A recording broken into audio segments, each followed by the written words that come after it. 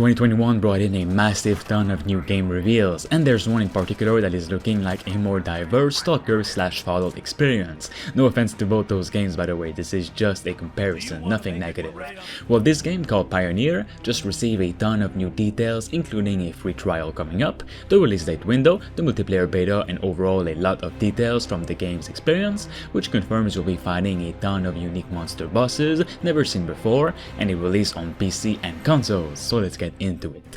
Pioneer is like the dollar store experience of the Stalker series, but man would I be lying if I said it didn't look great. The game started off really small, but as it became more and more popular through its reveals, a lot of publishers saw its potential, and so it has partnered with one that is now able to fully realize the developer's vision and make it into a massive game. Now first of all, the game has you act as a former operative who survives in a world after a technological disaster on a Soviet island isolated from the mainland by a large-scale technogenic anomaly. So now you have two primary objectives in this game: find and rescue your comrades and investigate the mystical Mogilnik station. Pioneer at its core is an action MMORPG game where you can play either single player or multiplayer, and your main goal is survival and exploration, and your character will need to stay hydrated and fed in a world full of other players, or again alone if you'd like. Secret Soviet underground factories, machines and labs, and abandoned settlements that were inhabited by vermin and mutants.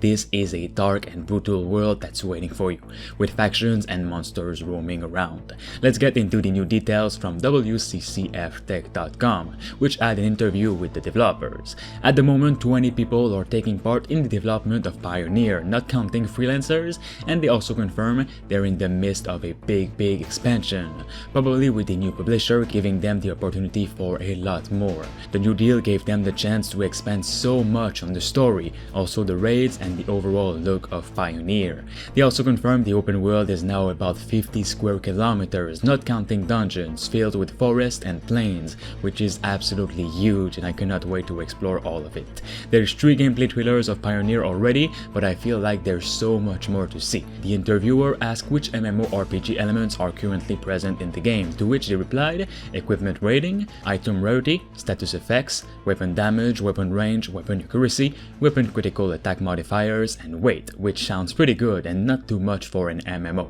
Even though it is an MMO, keep in mind you can also complete the whole story alone if you'd like, or go all in with other players in co-op, or also fight them in the open world.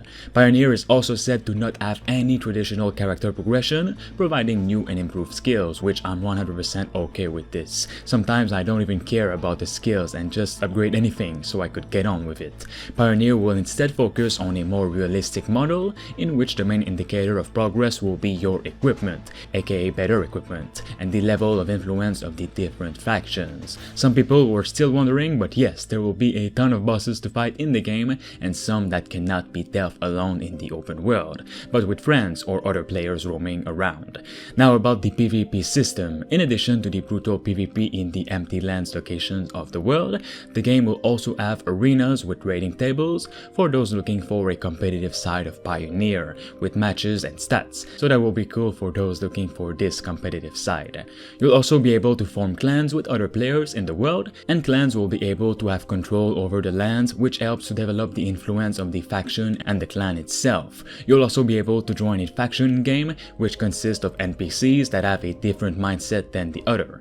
Also, the levels of influence of factions are a key parameter for accessing new equipment and merchants. The developers also confirmed there will be a free beta test open to players before release, so you can test it out and see if you like it before buying. Finally, they confirmed Pioneer is planned to have a release date both on PC and next-gen consoles, and that the release date window is in 2022. They can't give a proper release for now. Pioneer will have you choose different playstyles depending on the weapons and things you have. The weapon customization system allows you to drastically change weapon performance, providing incredible flexibility as said by the game's description. You can create or loot attachments for weapons and craft weapons themselves in handicraft conditions, using the workbench, and even use artifacts or energy anomalies as a source of creation. In these special areas called empty lands, which is the player versus player area, which are scattered around the island, there are uncovered amounts of valuable resources and dangerous secrets of Soviet military. In there you'll be able to fight against deadly creatures with other survivors or against them. To find unique and valuable gear. The time of day affects the behavior of the most in-game non-playable characters. For example, wild animals and mutants are very active during the day, and the most dangerous creatures in the game, the Leshy for example, goes out to hunt exclusively at night and is extremely dangerous. Players can also gain influence levels with a variety of methods, such as quest or questlines accomplishment, and trading or smuggling. Alright guys, for more on Pioneer, make sure you support this video and of course subscribe for more.